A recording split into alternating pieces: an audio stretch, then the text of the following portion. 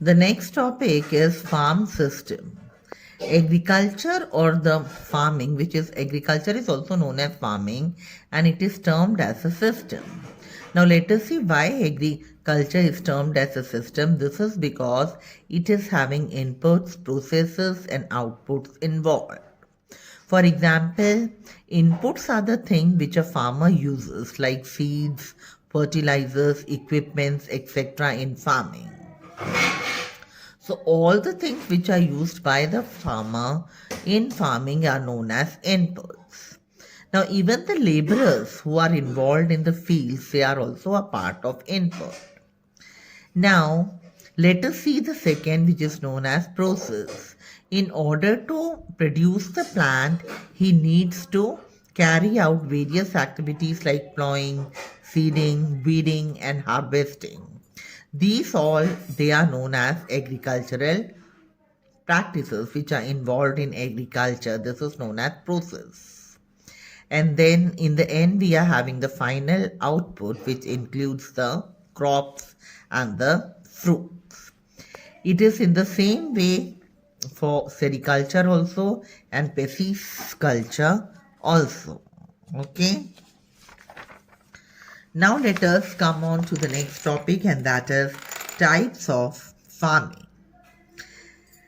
Children, as we know that agriculture, it is carried out all around the world.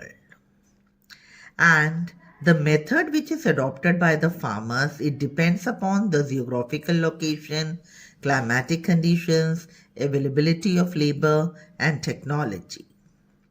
So, if we see the farming, it can be classified into two parts, that is subsistence farming and commercial farming. Now children, first of all we will study about the subsistence farming. Subsistence farming, it is divided into intensive subsistence farming and primitive subsistence farming, or which is also known as shifting agriculture. Okay, now other than this, one of the part of subsisting farming also includes the primitive subsistence farming. So now let us read about the subsistence farming.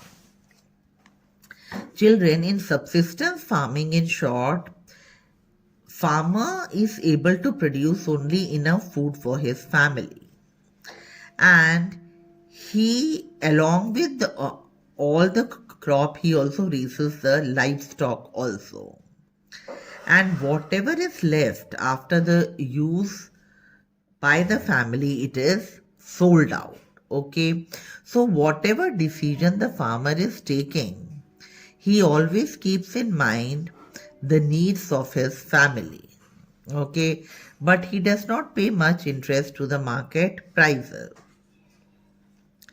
Much of the technology is also now used in this farming, and the people of the family are only involved in this work.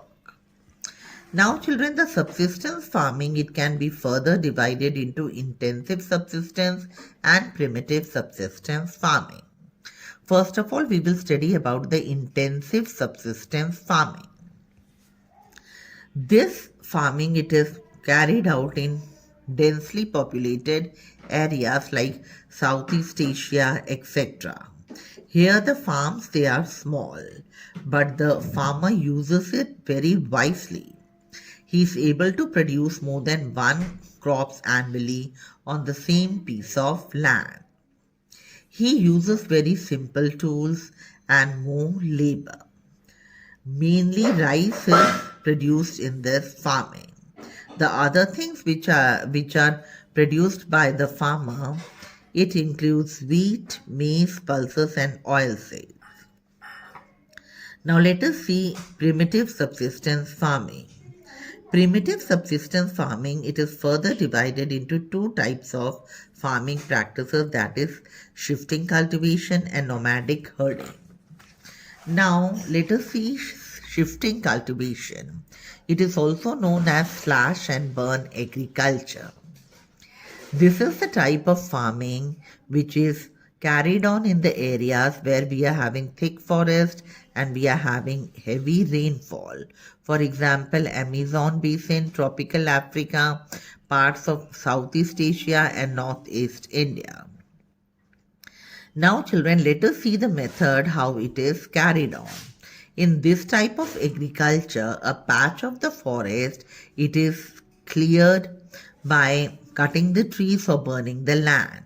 Okay, and then when all the plants and the shrubs etc. and unwanted plants, they are turned into ashes. Okay, and on this land the crops are produced. The ashes of the trees, they are mixed up with the soil, making the soil more fertile. So, once the farmer sees that the fertility of the soil has started declining, then he leaves the land and he moves to another fresh piece of land.